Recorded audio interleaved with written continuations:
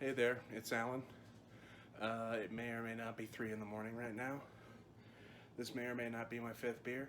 I may or may not have pants on. Let's do some cooking.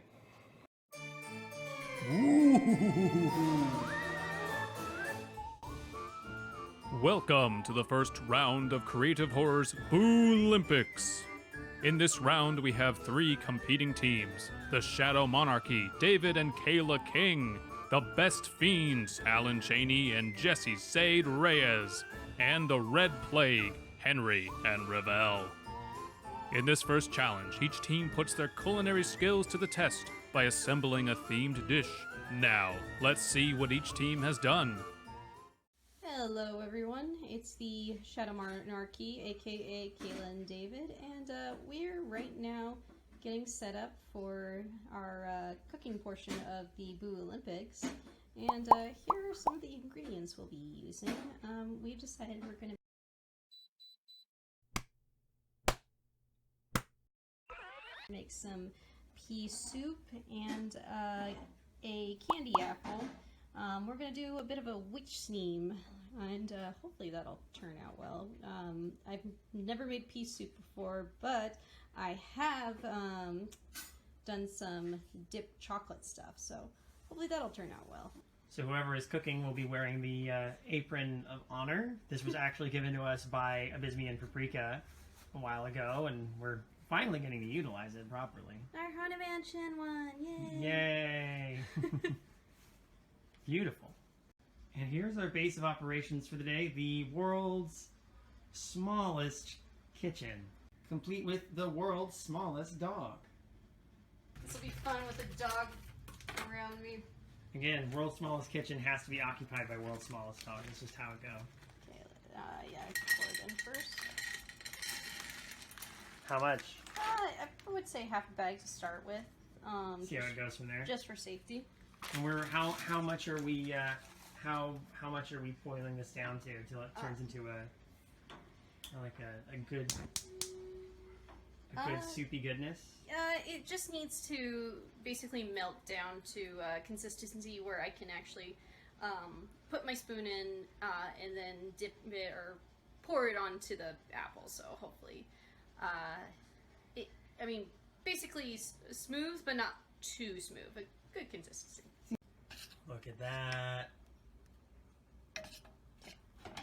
Looking very good. Okay, let's see how this goes. Oh!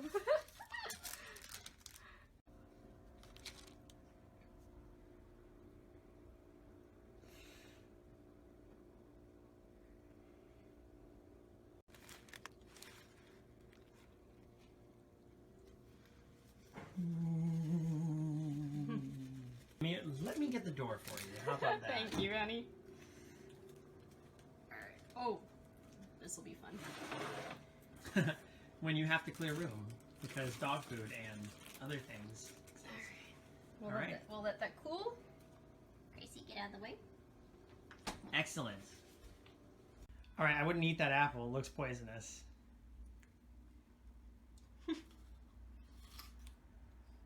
How is it? Oh no! Actually, it's really good. The curse is that it's a good apple. Yeah, it is. Taking over now to make the witch's brew is David King. It's my turn! Ah! Go. There's a lot more onion than I'd want to use in things most of the time. I'm not a big onion person, but I mean, it's for a good cause. It's for a witch's brew. Yeah. And witches should enjoy mass amounts of something that I detest. You know? So. That was a bit of a witch's slap there. No, that's perfect.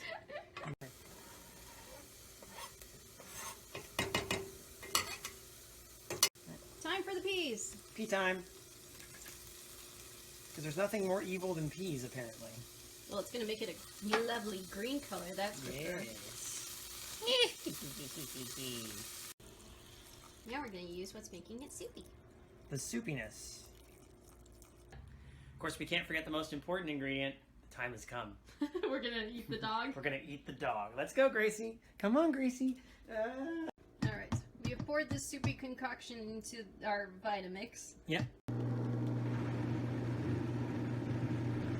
Woo! Look at that. Look at that green concoction. Creating soup. And they say in ancient times that, they had to use cauldrons, but cauldrons are hard to come by during this, pandemic season. So, yeah, we had to rely on modern convenience a little bit. But look at this gruesome concoction. Ooh, it looks so green. I love it. Some good pea soup. It's too bad we don't have any bacon, but this is a vegetarian meal. And seeing how much green splash there is a little bit, I'm glad I'm wearing this apron. Double, toil and trouble, fire burn, and saucepan bubble. Adding just a pinch of salt, even though we know that We're not evil. We're good witches.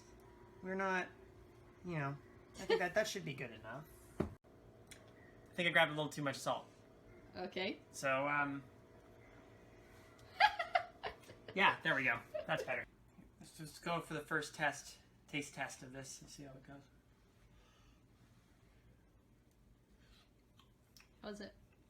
Oh, it's very good. It's good? It's very good. You know what helps? What? Having Gracie in here. It's all about presentation. Yep. Now we get to put it in our witch's brew jar. Yep. Luckily, we're Halloween geeks, so we can do some good presentation for this. We'll see how it goes. Hey everybody, welcome to La Cocina de Sade. This is my family kitchen. I am on Team Best Fiends with Alan, and I'm gonna do some baking for my part of the challenge. It is a very, very hot and warm day, and I'm already sweating. I don't know why I'm also wearing an apron, but I thought it would look cute. But I'm gonna bake, and it feels like a terrible idea, but here are all my ingredients, and this thing does need to rise for like an hour and a half, so I'm hoping that by the time I get to that point, it will have cooled down enough that it won't be so painful. This is my recipe. But I'm not going to reveal exactly what I'm baking just yet, so let's just get started. Yep, let's do this. Okay, so for those of you that had a keen eye, you could see that my recipe is in grams and milliliters. So I can't use my teaspoons. I mean, I could just convert it all, but I have my handy dandy scale, so it is just easier to measure out what I need in grams. Tear that. So first I'm gonna measure out my yeast. That's right. Oops, sorry. Sorry, that must have been a noise. Boop, boop, boop. Boop.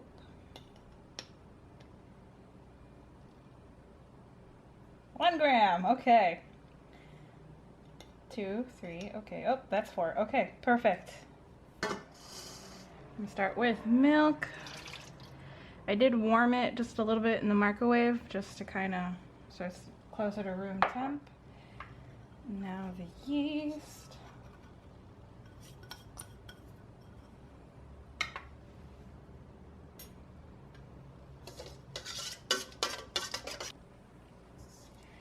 So this is supposed to be bubbling, and I don't remember if it did that last time. Well, not like bubbling, but like a little frothy, right? That's what yeast does.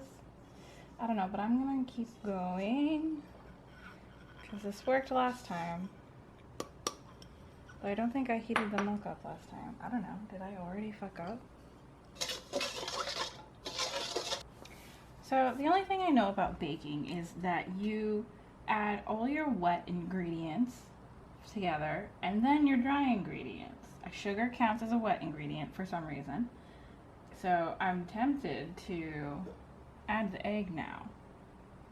But the recipe says add the flour next, then the salt, then the egg. And I know I followed this recipe before already and it worked. So I guess I'm just gonna keep following the recipe. I don't know. I don't know how to bake. 2 cups flour. I'm just gonna use my finger to level it off. And in we go. Ah!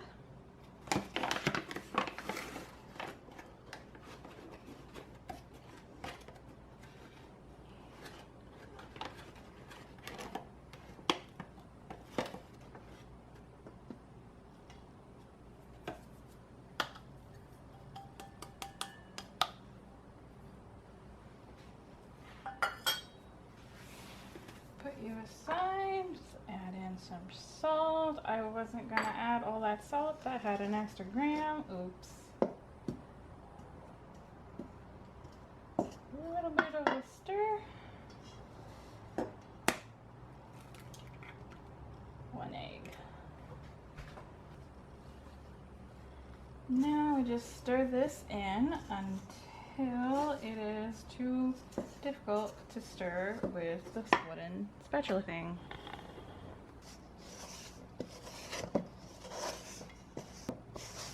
Should I have beat the egg? Fuck, I think I was supposed to beat the egg first.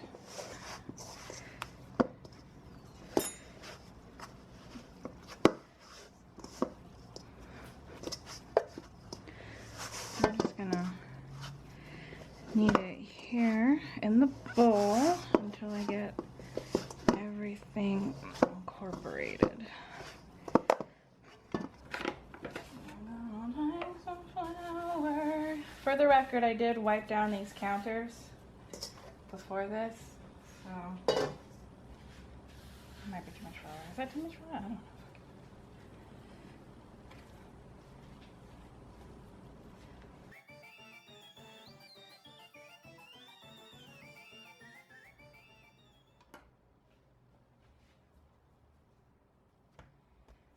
This is where it's gonna get messy. So, gonna incorporate the butter. See if I can do this in 2 parts.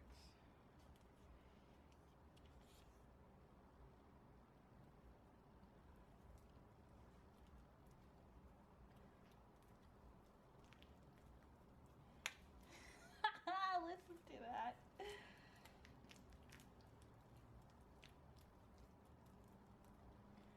This makes it so much harder to knead.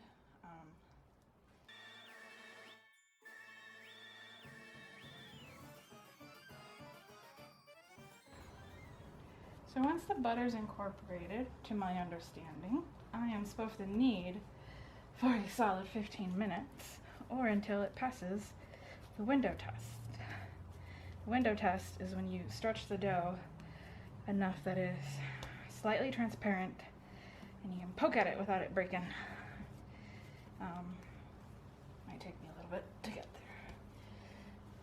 So, since I'm going to be kneading continuously for a while, let's cut over to someone else. See, my idea is, I guessed a lot of people would be doing desserts for this. You think Halloween, you think baking, pumpkins, pumpkin bread, all sorts of cookies and cakes, and no.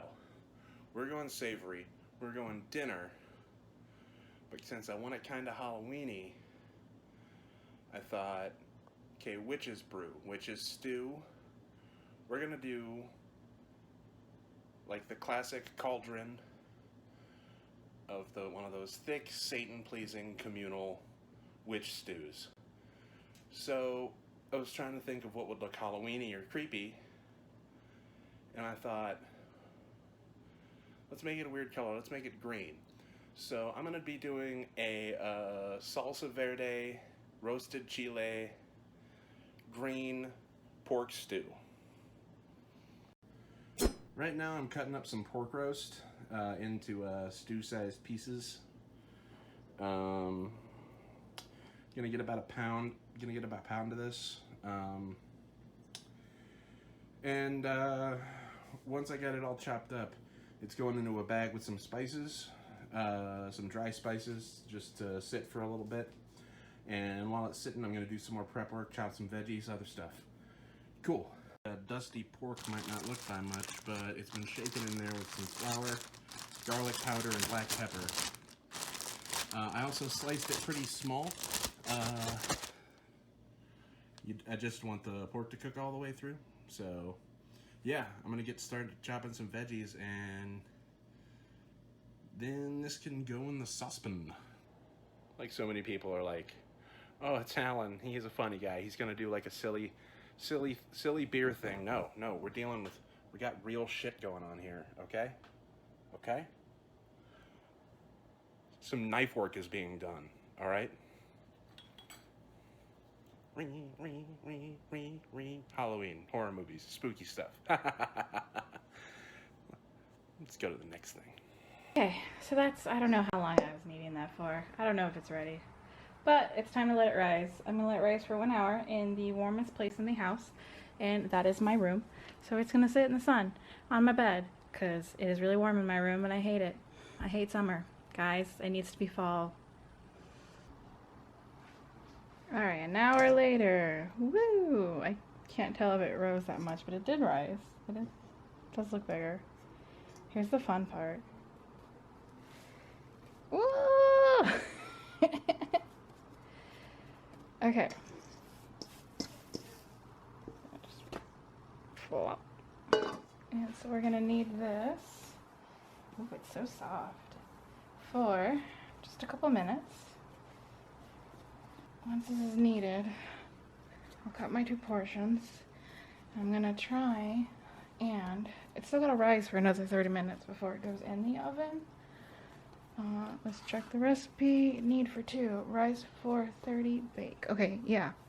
I'm going to tie some string around it, and I'm hoping that will make the different sections of the, like, that you see on a pumpkin as it rises, and it will retain that shape as it bakes. I'm gonna let it bake with the string. I hope my string don't catch on fire, because it's embroidery string and I don't have anything else that would really work besides sewing thread.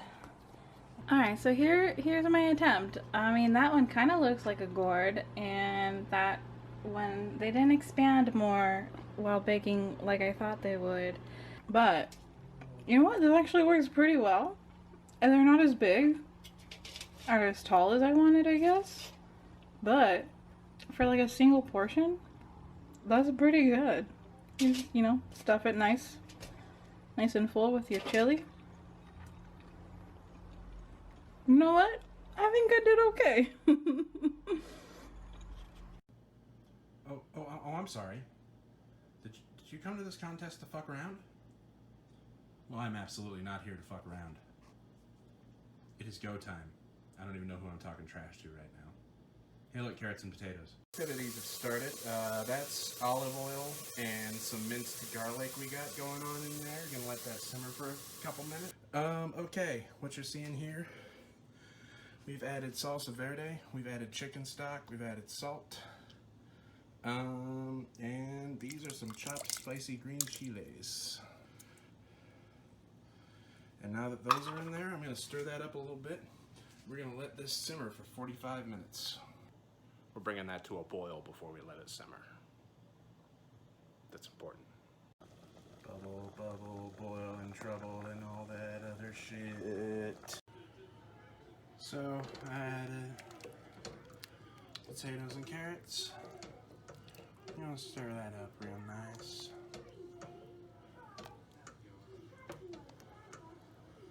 And then we're going to let this simmer for another 15 minutes. It's 5 in the morning. Here she is. I grated a little carrot on top for some presentation, get it nice and orangey and Halloweeny. I have been eating this every day at work for like the past 3 days. It is so tasty. It's got the perfect amount of spice. The pork, it's very tender, almost melty tender, and it's not as green as I would have liked it to turn out, but I have a fix for that. If you want it to be more Halloweeny and green, if you use this recipe yourself, take out the chicken stock, replace it with 3 cups of just water, but add like half a tablespoon of chicken base. I think if you do that, that's going to take out a lot of the brown, so the green comes out a little more. But I am very, very happy with how this turned out. Again, I've been eating this every day, and I'm about to eat it for dinner. So, yeah. Boom. Okay, Okay, so I already messed this part up because I forgot to record me actually putting together this cake mix, but it's super easy to do. You pretty much just follow the instructions on the back. It's just water and eggs and some vegetable oil, or in my case, canola oil. So, and you just gotta throw that in the oven. I greased the bottom of the pan with some butter, just so it didn't stick, and about 30 minutes later, it's ready to come out. You take your vanilla frost, or any kind of frosting, basically, and take your cake once it's cooled down, start crumbling it up into really fine pieces, and then you're going to take the icing, and in my case I ended up putting a little bit too much icing. You really don't need much, it's just enough to kind of get it to stick together into a Play-Doh type form. Right, then you're going to take these and just stick them in the fridge so they get a little bit firmer. I was going to use like chocolate chips for the pupils, but I realized the ones I had were super tiny, so I melted them in the microwave. Then I have some food coloring, and you basically would probably only need like a drop. This stuff is strong. Mixed some frosting up with it so it's a blue color, and just gonna slowly put that on for the iris color. As you can see, there's my chocolate pupils, and this one came out pretty smooth. This one, my dog decided to startle me, and that's why it's messed up. So yes, my very messy cake eyes. What's up? I'm Henry of the Red Plague, and I made sugar cookies of bones and human viscera. Angry cat. Here's our cat, who is extremely angry about the whole process. Stirring the mystery mix, which, by the way, was not enough ingredients to make it seem like it was actually going to make cookies. So that was part of what was terrifying about the whole ordeal. Squishing and shaping cookies.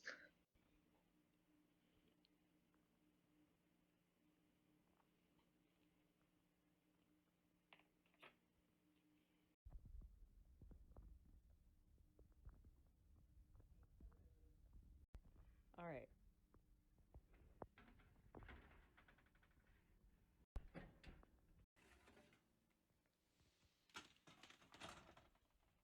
So here we have setting up on day 2 to ice the cookies. We had to let them get cool before trying to ice them. I've watched enough Food Network to know my way around that. A criminal. Day 2, the cat is still angry. That's where his food is usually, you see. Trying to steal the cookies. Also, he tried to eat some of our cookies while we were making them. I wish I were kidding. He only likes sugar cookies and chocolate Costco muffins, and he will steal those things from you if you're not looking. So we laid out all of the cookies and which ones we decided that we wanted to actually decorate. I tried over here to design one of my bone cookies with blood on it, and instead it looks like ketchup. That's what I get for using the glittery red. Lungs. These were honestly the spookiest ones. All of the ones that were majority red I found spookiest. I did like the ribs also. The end! That was our cookies that my cat tried to eat. And now for the final presentations. Each team must have 2 components to their dish.